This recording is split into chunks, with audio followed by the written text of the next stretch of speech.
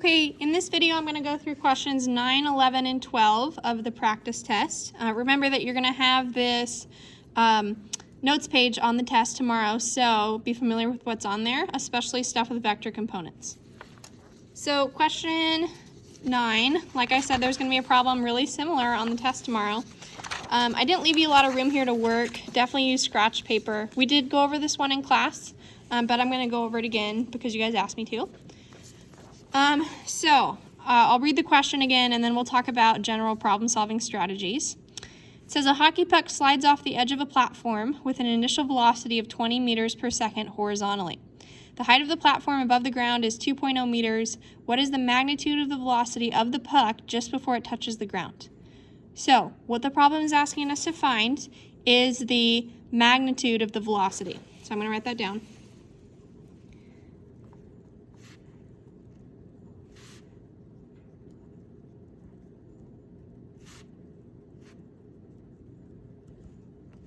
To find, if you look back at your notes page on the front, to find the magnitude of a vector, in this case our final velocity vector, you need both the x and y components. So we need v final x and v final y. Okay, we need to find those components separately and then use the magnitude of a vector equation to find our answer. So let's start by drawing a picture. This is similar to the dog jumping off a platform problem. Here's our platform. It's 2.0 meters tall. And then our initial velocity is all horizontal. So our v initial x is 20 meters per second. That's what the problem told us. And then our v initial y is 0. At the start, the hockey puck doesn't have any vertical velocity.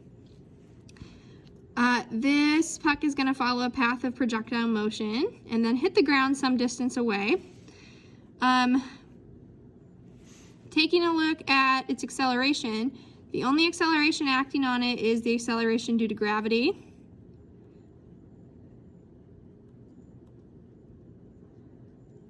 And that only acts on the vertical component. The horizontal component is left alone. And because there's no acceleration at the end of the puck's motion when it hits the ground, the final x velocity is still 20 meters per second because there's no acceleration along the horizontal.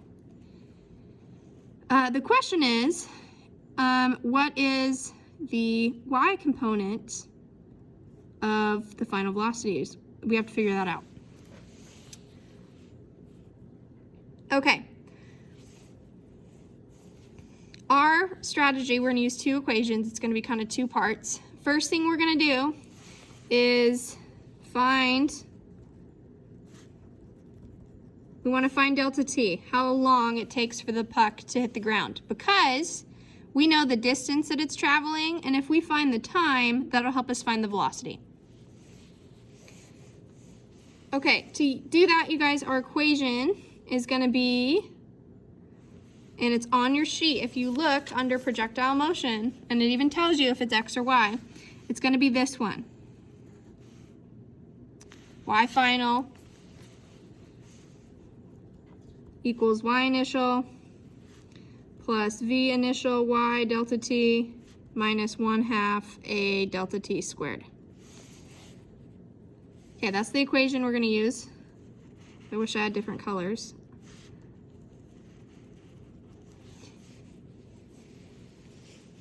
Plugging in our numbers, we want to find delta t.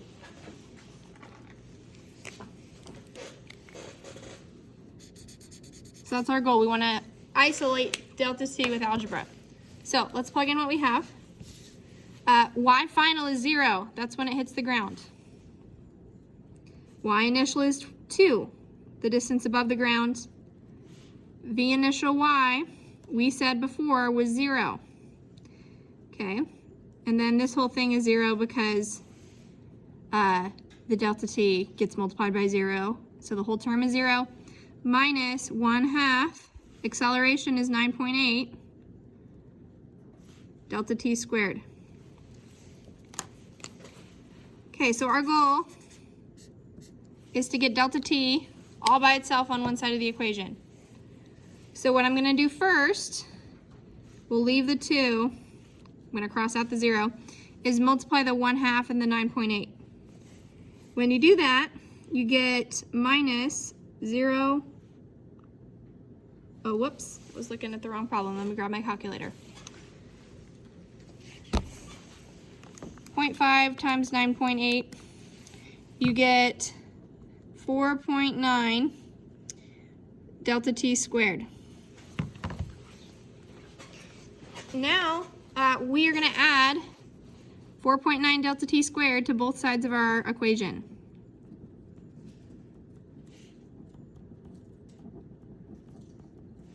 When we do that, we get 4.9 delta t squared equals 2.0. You definitely don't have to write out all your math steps like this. I'm just showing everything to be complete. Okay, we want to get delta t by itself, so we're going to divide both sides by 4.9. And then we get delta t squared equals 0.408, goes on and on. So if we take the square root of both sides, we get 0.64 seconds. Okay, so that's part 1. We found delta t. That's going to help us find the final velocity in the y direction because we know the distance. Okay, here's part 2. We know delta t, we know v initial, we know acceleration, so we're going to use the following equation. V final equals v initial minus a delta t. And this is all for y. I should have put y. V final y is what we want to find. V initial y is 0. We'll zoom in. A is our acceleration due to gravity, so 9.8. And then delta t, we just found it's 0.64. Okay. When we do that, you guys, we will get, rounding to 2 sig figs, negative 4.4 meters per second. Okay, and it's negative because its velocity along the vertical is downward. Okay, let's look back at what we said our strategy was going to be. We want to find the magnitude of the velocity. To do that, we need to find both components, which we have. We deduced v final along x from the beginning of the problem, and then we just solved for v final y. If we drew our vector components, all right, our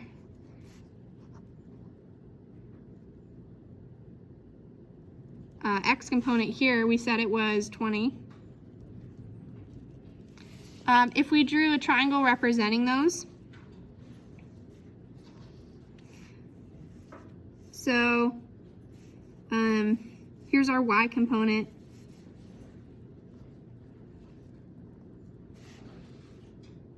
Okay, and then here's our x component. Okay, if our vector's here, we want to find the magnitude of this guy. We're going to use the Pythagorean theorem.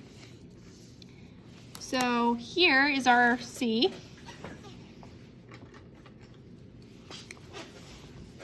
And then A and B, it doesn't matter which ones you pick.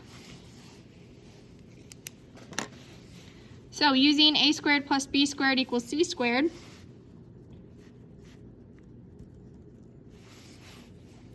we get 4.4 negative squared plus 20 squared equals c squared.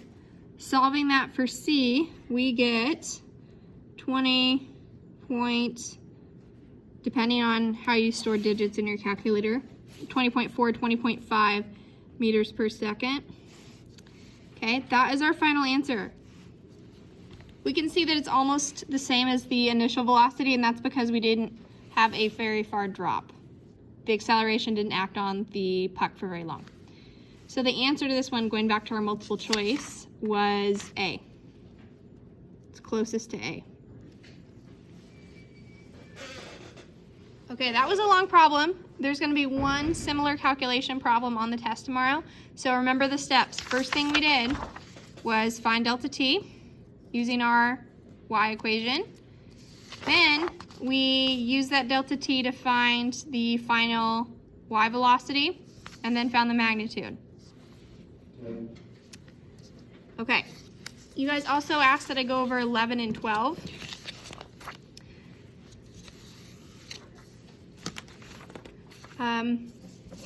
Okay, 11 is a relative motion problem.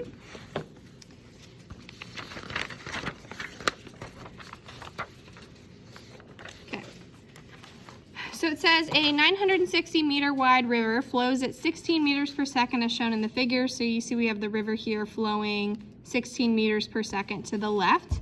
Alice and John have a race in identical boats which each travel 20 meters per second in still water.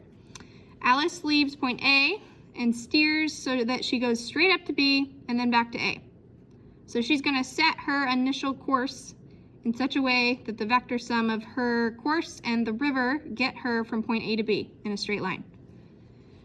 So she goes from A to B and then straight back. John leaves point A and steers to point C and then returns to A. So he's traveling either with or directly against the current. We're going to find the vector sum and use that to find how long each takes to travel that distance. So let's start with Alice.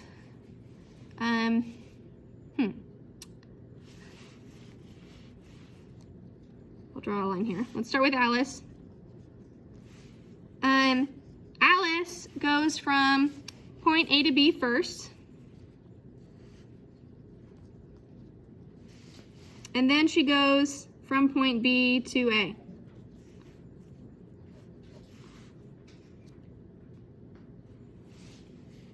I'm going to do this on scratch paper, I think.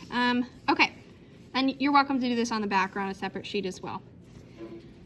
So here's Alice going from A to B, so that's the way there. And then B to A on the way back, we'll talk about in a minute. So, Alice is going to travel her vector sum. I'll draw that in a dashed line. Would be like the, if you added those two vectors together, the river, and then we'll talk about her velocity relative to the river. It's just going to be straight from point A to point B. And we're going to label that vector the velocity of Alice relative to the shore. So if she's traveling straight across and the river is acting on her this way, we'll label this one velocity of the river relative to the shore. Then she wants to set her original course upstream. Okay, so then the river will carry her, and so she travels straight across. And we'll label this one velocity of Alice relative to the river. Okay, and then let's go ahead and label these. We know these are velocities that we're labeling. We know the river is traveling 16 meters per second. So I'm going to label this 16 meters per second. And we also know that Alice's speed relative to the river is 20 from the problem. We don't know the velocity of Alice relative to the shore. We're going to use that to find our time. Okay, let's look at her motion on the way back. It's going to be really similar. We're going to see that she actually travels the same speed on the way back. Her vector sum the path that she actually travels is going to be straight from point B to A. Let's maybe label these to make things a little more clear.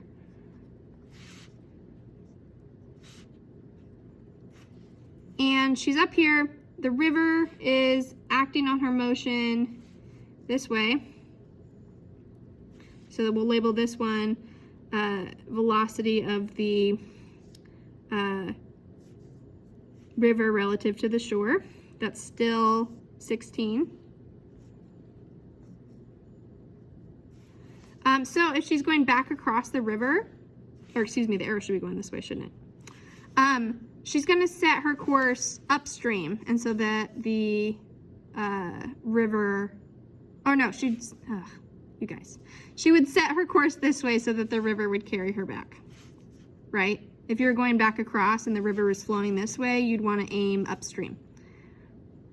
So here's the velocity of Alice relative to the river. That's 20 meters per second, how fast her boat is. And then here is the velocity of the river relative to the shore. That's 16. Okay, and we see that both of them form right triangles. We're going to use that to help us find the missing side. Okay, we'll finish Alice's example completely and then talk about Bob, or John. All right, our goal is to find velocity of Alice relative to the shore in both situations, and we're going to use that to help us find the time. So if we have a triangle that's 16 on one side and then has a hypotenuse of 20, we'll label this side B. We're going to use the Pythagorean theorem. This will be A, this will be C. It's important that the slanty one across from the right angle is C. So B squared plus 16 squared equals 20 squared. I'll leave that for you to solve, but you should get B equals 12. So we know that Alice's velocity relative to the shore is 12 meters per second.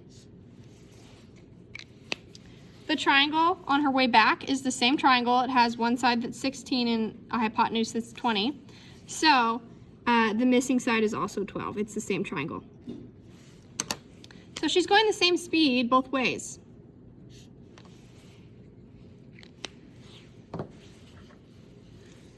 So let's figure out how long it would take her to travel that 960 meters.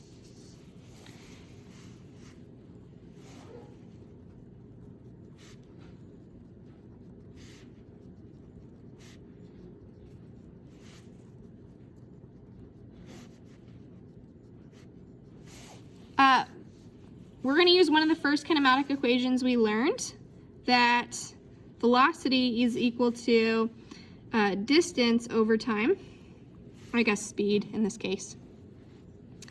If we rearrange this, you don't have to, but I think it's helpful, we get delta t, which is what we want to solve for, equals distance divided by v. So to get her delta t, we'll do delta t Alice, is going to be the distance, both ways, it's, if you add them up, 960 plus 960,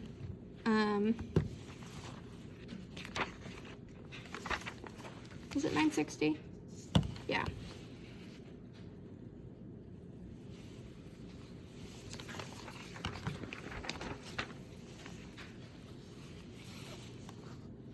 You get 1920, and we divide that by her speed, which is 12 meters per second. And we get a delta t Alice of 160 seconds. So that's how long it takes Alice to travel across the river and back.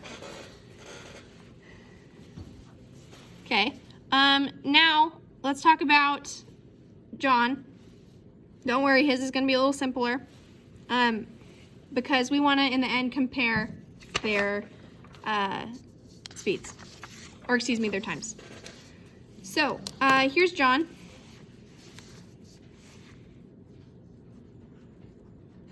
John is going to go from A to C,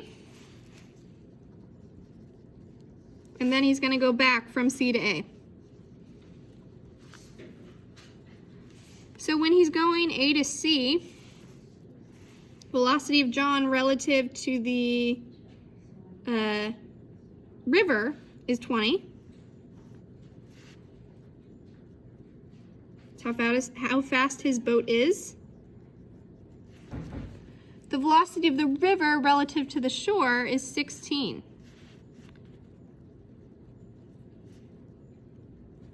And we see that the course he sets out on is opposite to the current coming at him.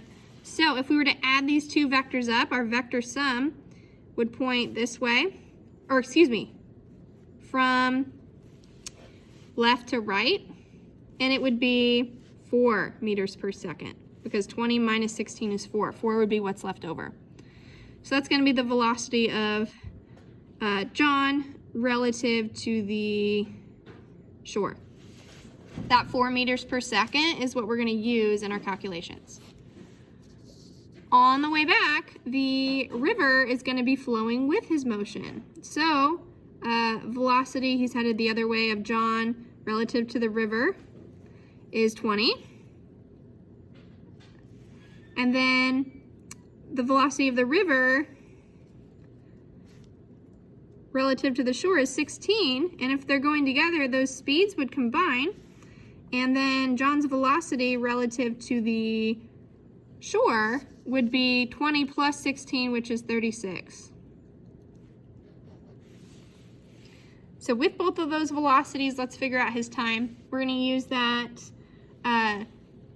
distance divided by speed equation again. So first, we're going to do 960, the distance, divided by 4, which is 240 seconds.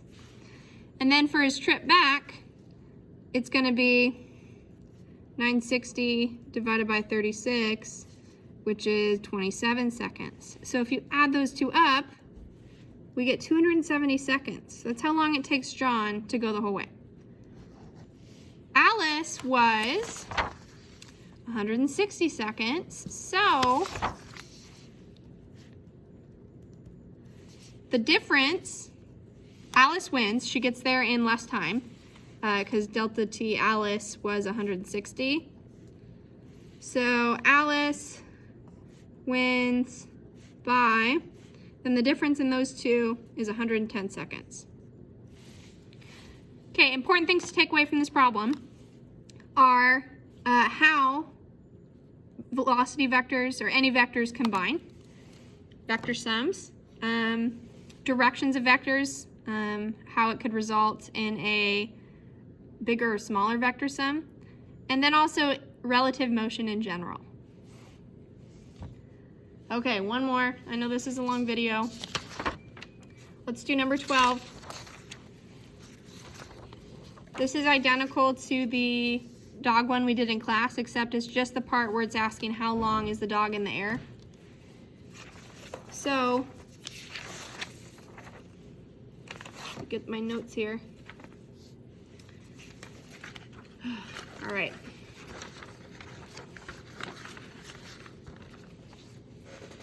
So we've got a dog jumping off of a dock. Its horizontal speed initially is 7 meters per second. And then the distance that it is jumping is 0.75 meters.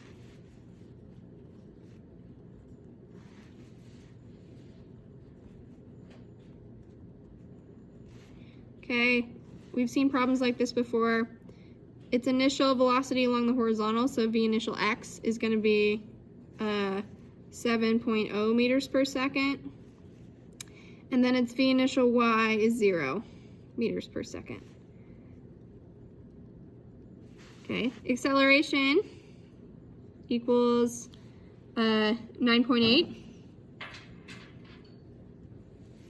Okay, and then let's go ahead and list our knowns and unknowns. I'll just copy what I put in the picture.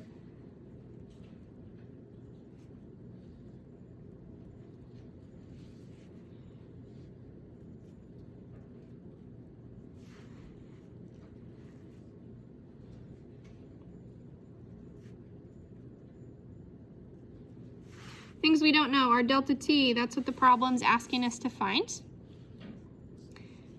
We are going to use, because we have more information, including an acceleration, about the y motion than we do for x.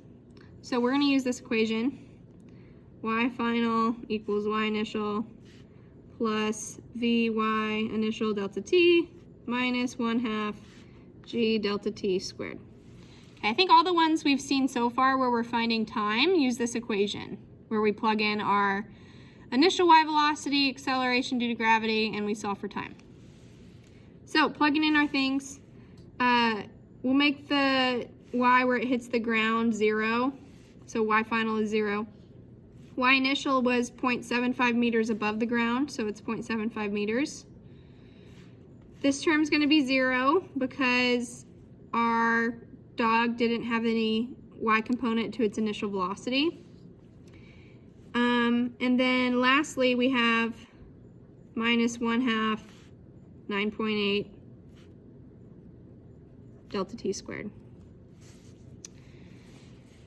All right. If we subtract this over to the other side, we get negative 0.75 equals, multiply these two, negative 4.9 delta t squared. Now I'm going to divide both sides by 4.9, take the square roots, we get delta t is equal to 0.39 seconds. Okay, remember, you guys, as you're studying tonight, that you'll get that first page on the test tomorrow. Make sure that you understand the steps to number 12 especially, and number 9. The calculation problems on your test are very similar. And then for the boat problem, make sure you understand the concepts of vector addition, the magnitude of vectors, and how relative motion works.